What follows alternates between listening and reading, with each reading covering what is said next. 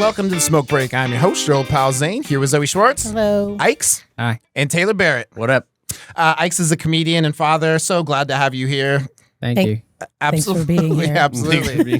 Cool. We're going to do a real quick disclaimer, and that is to say that this show is for entertainment purposes only, and we work in the field of mental health, but do not claim to be professionals in this space. Our intention is to have conversations about lived experience, and as a result, we may not always agree with what our guests say, but we do intend to hold space for open conversations and learning from another. Ikes, so glad to have you here. Pleasure is all mine. Pleasure is all yours. So we were standing outside. It was kind of a nice day, and we were kind of just talking about the idea that like weather really does make a difference in our mood. Yeah, what's your experience with that?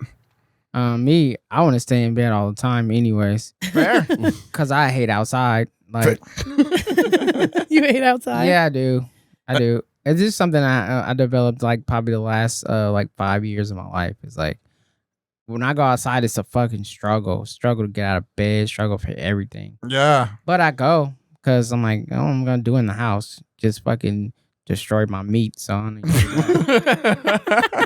I go out.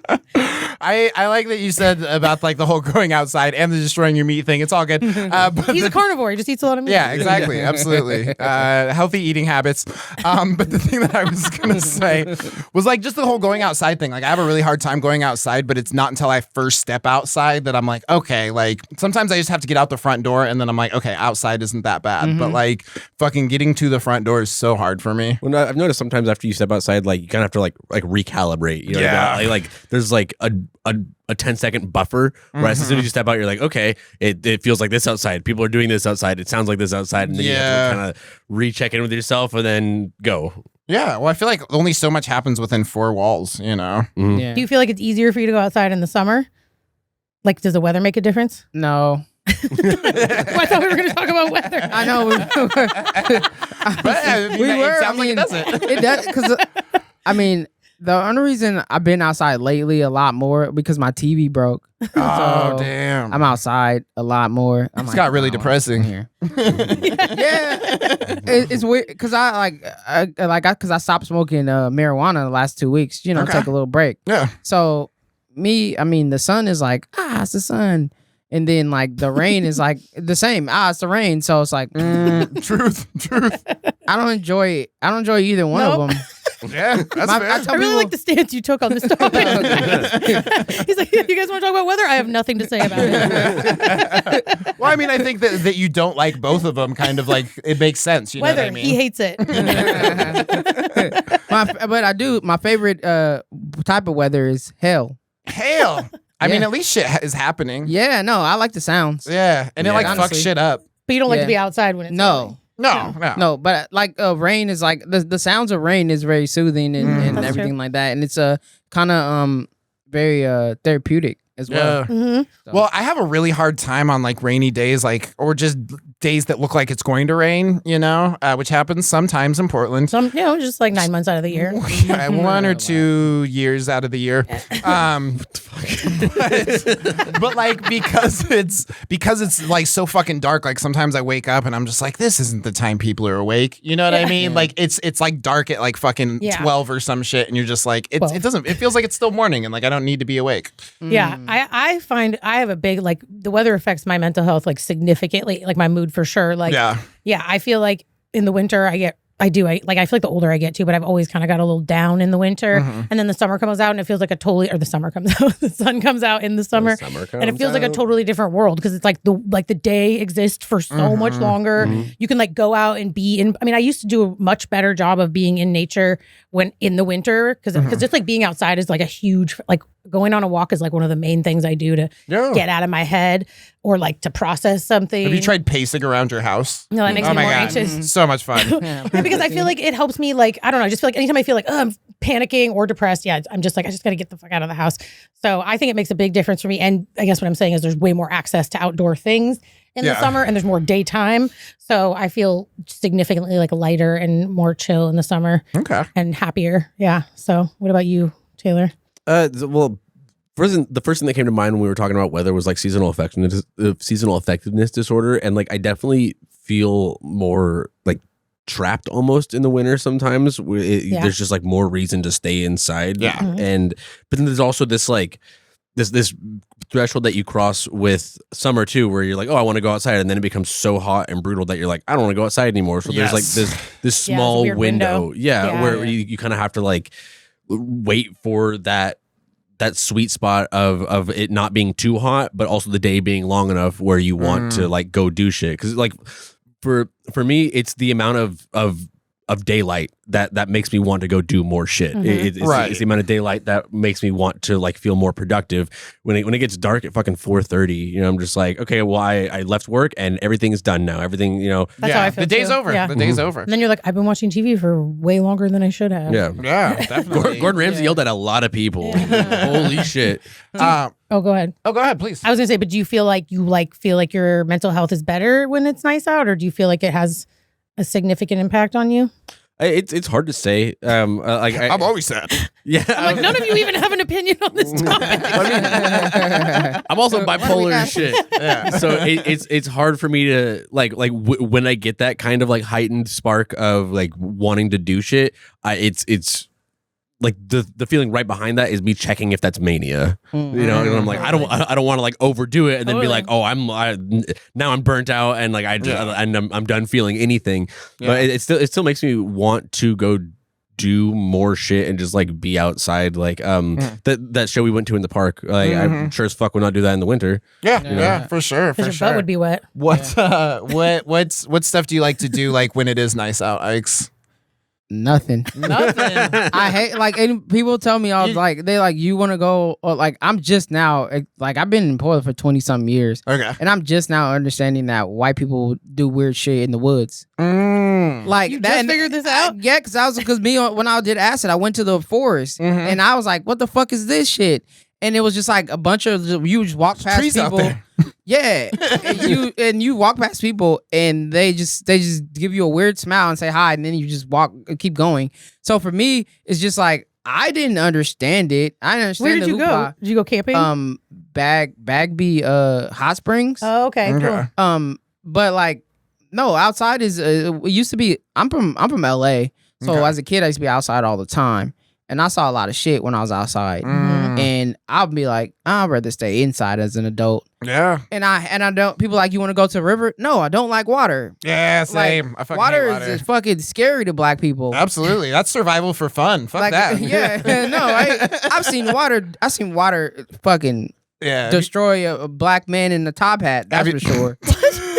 Have you seen Titanic? Water's not our friend. Yeah, no. Explain that. The civil rights movement, pretty much. Oh my God. Okay. I was like, where are you going with this? So like just fucking destroy that. I'm like, I don't want to be near. And then you go to like the river and the raging waters. I'm like, nah, I heard that's where white people die. Yeah. Like, so it's like, nah, I'd rather be indoors.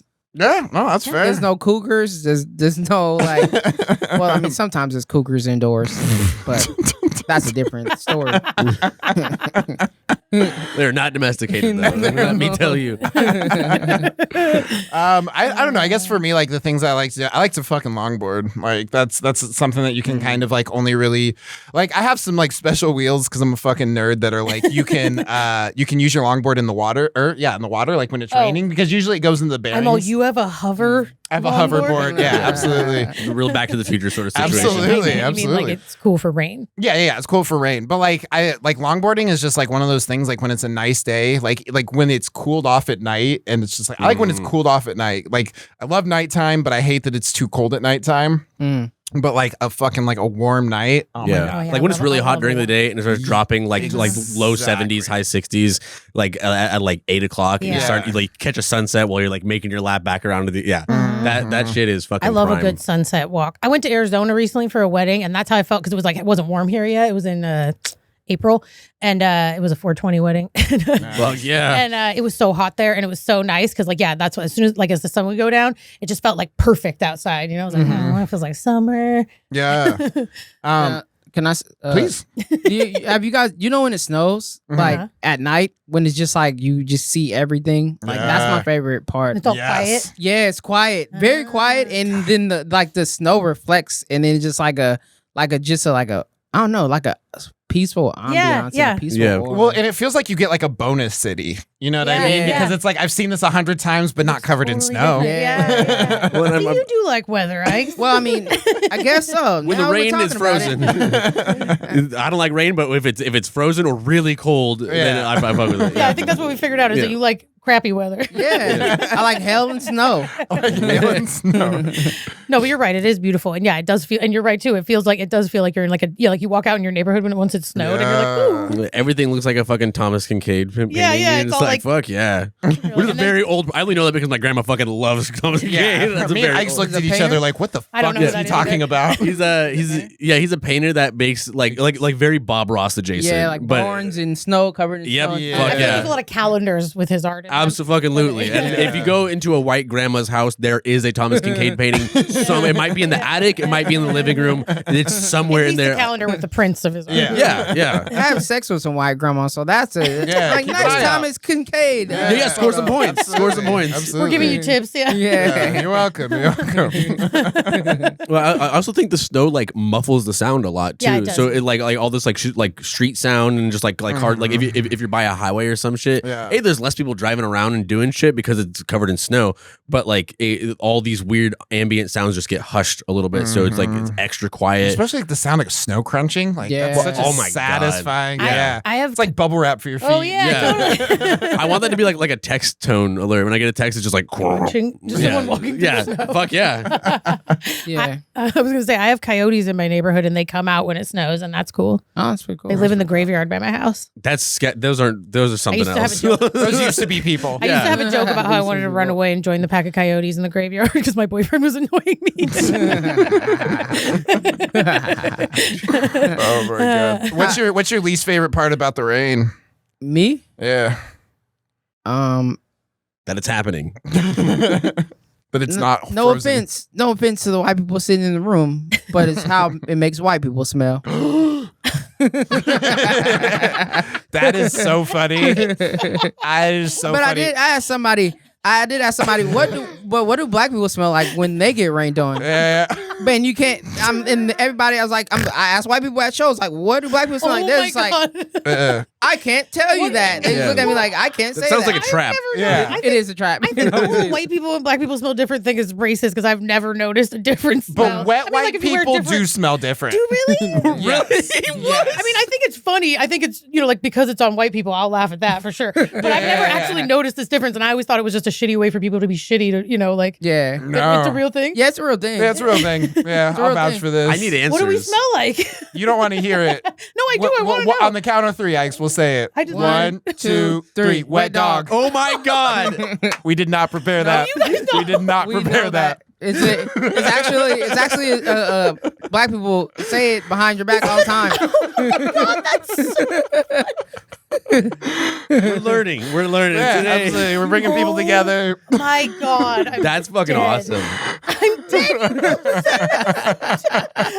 I was like, they're probably not gonna say wet dog. Oh my Like God. I could have joined you on that. didn't even think But about I it. didn't even know. I definitely smelled some stinky white people, and I grew up in Eugene, and so there was a lot of Yeah. funky hippie people that would not shower regularly. But that's different. That's a different kind of funk. Like wet these white aren't- people. Yeah. These aren't stinky white people that get rained on and now that stink turns into wet. This is just yeah, this normal is white just- people. like, yeah. do I smell like wet dog when it rains? No, I don't. I'm just gonna shrug my shoulders because you're my co-host. All right, well, we're gonna take a real quick break, and we will be right back with the smoke break. Oh my Holy God. shit. And welcome back to the smoke break. I'm your host, Jerome Palsane, here with Zoe Schwartz, Hi. Ikes, Again. and Taylor. Hey. Hey, we made it. Jesus. Yeah, I'm still not over it. I don't think if you're not over it either, we don't. Yeah, we don't blame you. I've been over it. Yeah, exactly. We came to terms with it. Yeah. I'm trying to figure out why I can't smell it. Oh my god. So something else that we were talking about that wasn't white people smells was hallucinogens. You said that you took some hallucinogens out in the woods. Yes.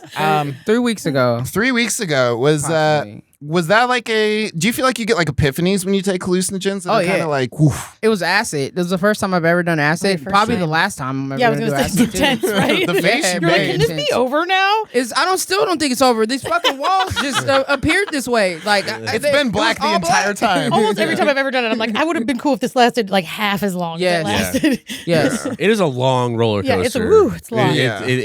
It's and the time dilation that you experience within it makes it feel both longer and shorter. Totally. But it's so fucking intense. It is and intense. Yeah. Every once in a while, you just check in and be like, "How fucking long has this been?" Oh yeah, I don't understand time right now. Yeah. Yep. Yeah. So how was it for you this last time? The only time, I guess. So I went out to the forest and I was just so happy. I was just like, it was like the happiest I've been in like a while.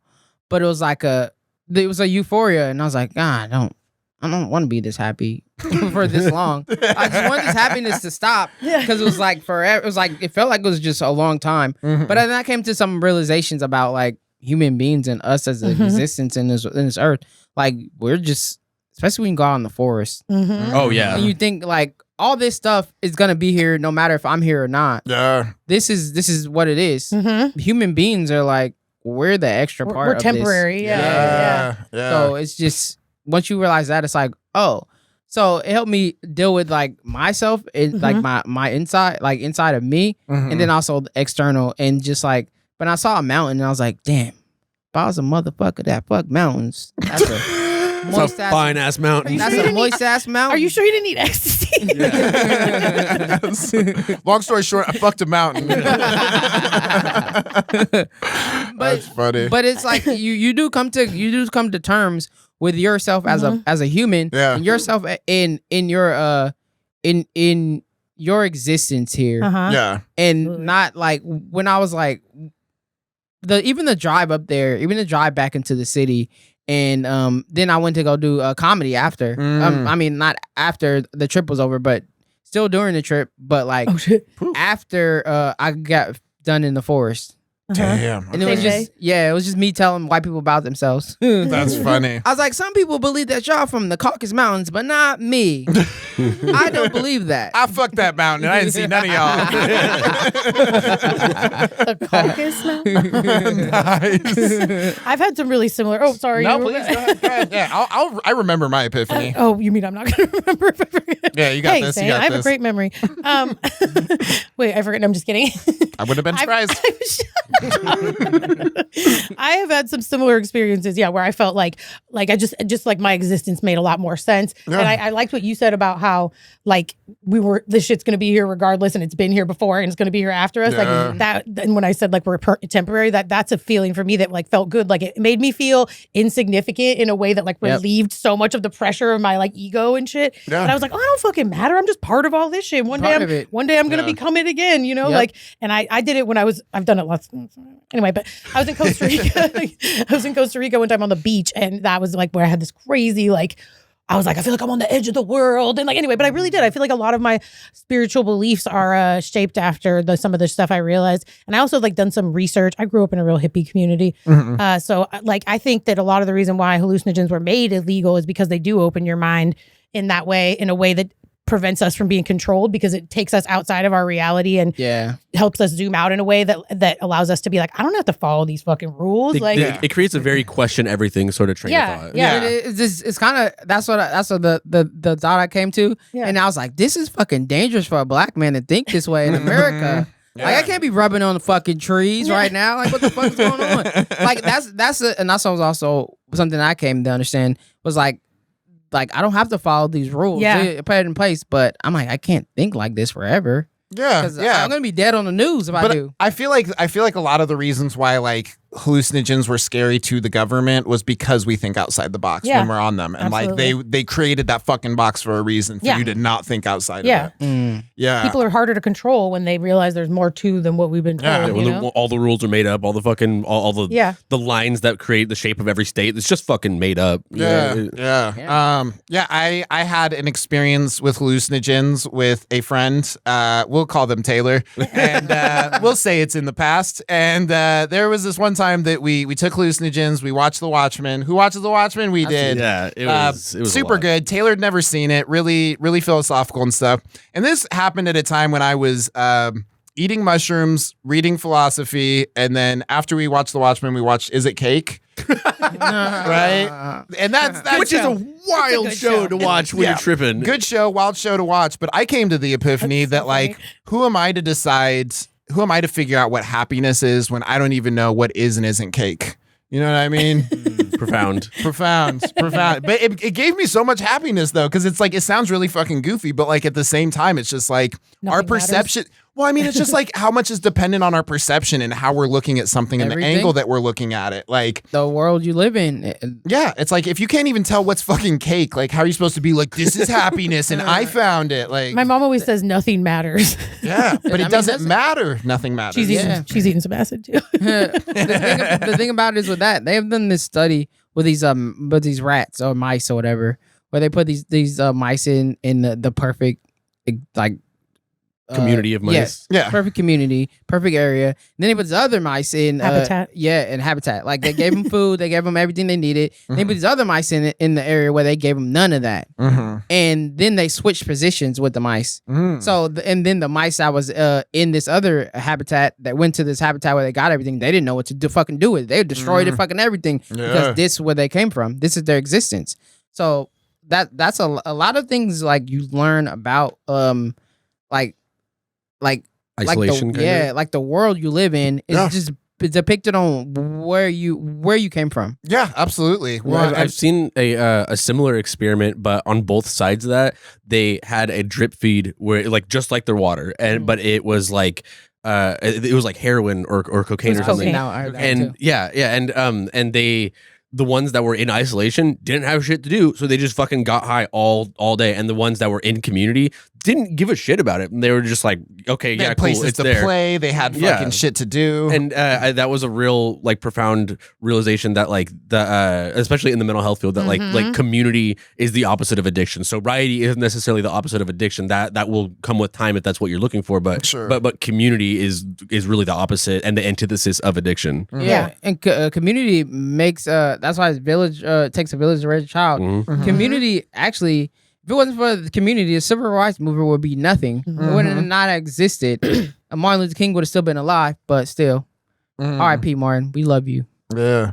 Well, I mean, and I think like I think it's like an African proverb, right? That it's just like either a child who doesn't feel like supported by their village will like burn it down to feel the warmth of it, you know, something along those lines of just like, you know, if you don't feel like supported in community, like that rat that gets moved to the other one just kind of fucking flips out, you know what I mean? Where it's just like, I don't know what to do with this. Like, you know, like I'm so used, especially just getting used to a box, you know, because it's like, I feel like often, you know, like we were talking about kind of like isolation, like being in this box, you know, it's like I stay home because this is a box that feels safe, you know, and then you kind of go out into the world and you're like, whoa, how do you function in this? And something I like about hallucinogens is like, like, I guess like the perspective it gives you on like your place in society. Mm-hmm. Like it gives you perspective on like what your thoughts are and, you know, how you're feeling, but it also gives you like perspective on like your role in the whole, you know, like how this all of this fucking bigger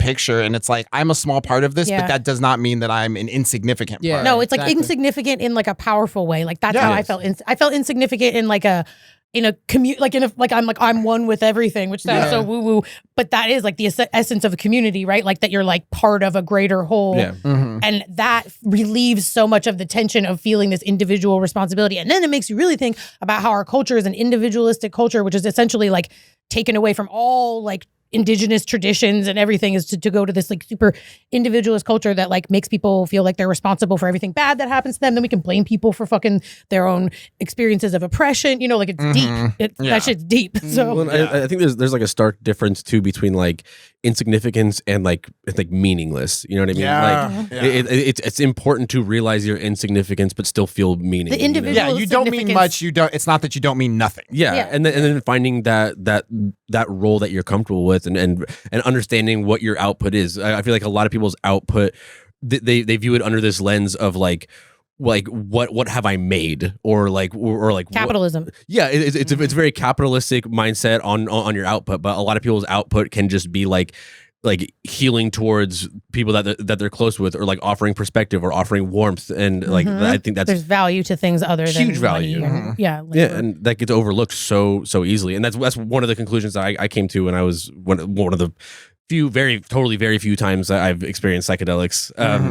And I really liked what you said about like the edge of the world thing, because the first time I did mushrooms, I went to the beach, and like when you just sit in the water and it's just vast. The ocean has a major influence on me even when I'm sober. But you felt that. And like I don't like going deep into water, and I don't like if I can't see the bottom of it. That really fucks with my head. But I just kind of like went past the like the line where it like drops into the water and just laid down. Like the only thing above the water was like my face, and it was this weird like sudden connectedness with everything, you know. And it was really profound, and gave me this like almost sense of belonging, kind of, where it's like I am insignificant, but like I'm here now, part of everything. I feel like as humans we create the disconnect that we have, absolutely, for sure. Like the presence that we feel, and like the earth, even. No, I was gonna say something and I forgot.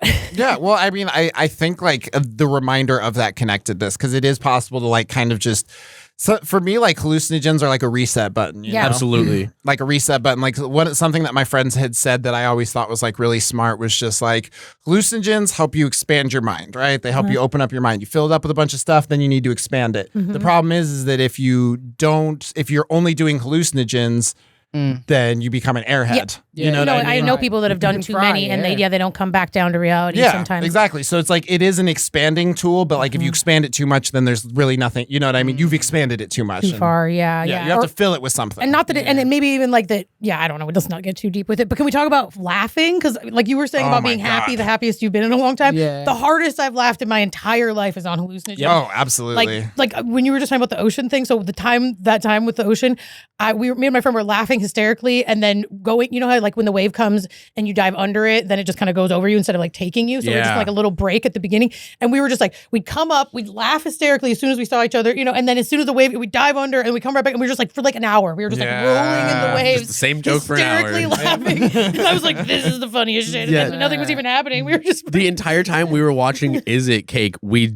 just made the same joke for like an hour and a half at least. About like somebody's just like, hey, we're coming over. I'm like, are they cake? They have to tell us. Like we were just fucking gone. Your whole existence was like, oh, is everything cake? Honestly, you're all prove to me you're not cake. You're non-cake badge. And my girlfriend tried to make cookies, but she fucked them up and accidentally made cake. Shut the fuck up. It was the craziest shit ever. She was like, you're like, these are cookies. Yeah. She's like, I fucked up the cookies, and we're like, is it cake? She was like, kinda, but and she kept trying to describe it as anything but cake, and she was like, yeah, no, it's like a tapioca brownie with a little bit. And I was like, it's fucking cake, it's lady. Fucking cake. The show got to you. Well, and things like that happen too when you eat hallucinogens. Weird synchronistic stuff happens, and you're like, wait a minute, like either we're making connections, but actually that is one of the things they say, that hallucinogens allow you to make connections in your brain that you can't make otherwise, because it like so you're able to like just make wild ass connections, but it feels like there's weird synchronistic shit happening when you eat them. Somebody the says weirdest shit happens. It does. I guess it connects neural pathways. Maybe that's part of how you guys both said wet dog at the same time. Absolutely. Well, that's just us being black. Yeah, absolutely. I just wanted to bring that back. Call back. Part of the human brain is always looking for patterns. That's like a survival. It's like a survival technique. But like when your reality is being warped by a fucking substance, you know, like the ability to identify patterns is also warped, and so you're seeing patterns in really weird ways. But also, just like aside from that, I feel like whenever you do a psychedelic, it causes something weird to happen. Just every single time I've done anything, it's something weird. Yeah. And related to what I'm experiencing, happens every single time. Do you remember when we were being cake? Do you remember when we were on the mountain? Yes. Yeah, that's like the perfect example. Was the guns? Yeah. Like, Is this real? So we took mushrooms on a mountain at some point. Who cares when? And we're sitting on this mountain. And we're like, holy God! Like I'm kicking in. I'm so fried. I couldn't move if I needed to. And then we just start hearing gunshots. Lots of them. Like lots of them. Like multiple. Welcome to the Oregon country. Yeah, and me and Taylor just looked at each other, just like, well, hopefully it's not close. Like, I mean, there's nothing I can do. And I remember saying, like, I hope this is for fun and not for a reason. Like, I hope they're not like shooting a bear or each other. You know what I mean? I hope this is for fun and not for a reason. Yeah. Okay, then what happened? Those are more to the story. No. Oh, okay. Was this in the forest or was it? It was on a forest mountain. It was surrounded by trees and a bunch of shit. And so it was totally reasonable that fucking like a cougar or some shit tried to get to somebody, then shoot it off. Nothing happened to us. We were fine. The scariest part of that for me was when our friend like makes like model robots and shit. And he handed me one that had like a bunch of weird limbs on it, and I thought he was handing me like a fucking big ass bug, like a stick bug. Yeah, like a stick bug, and I hate bugs. Fucking hates bugs. I cannot. It's a legitimate like real phobia. It's not just like they're icky. It's like it to my core. It fucks with me. Yeah. And he just hands me this, and I just like shake, and then I had to like recalibrate. Dropped it is so funny. Yeah, I had to be like, it's a toy. All right, we're fine. And then he was like, yeah, this is in the anime. This is the one that like pins you down and kills you with its laser eye. And I was like, I don't want to talk about this. Can you not? Can you not do this right now? There's a very short list of things I didn't want to hear on hallucinogens. That is the list. Yeah. You made the list. Good job. All right. Well, that has been the Smoke Break. I've been your host, your old pal Zane. Here with Zoe Schwartz. Bye. Ikes. Bye. And Taylor Barrett. Out. Later, players.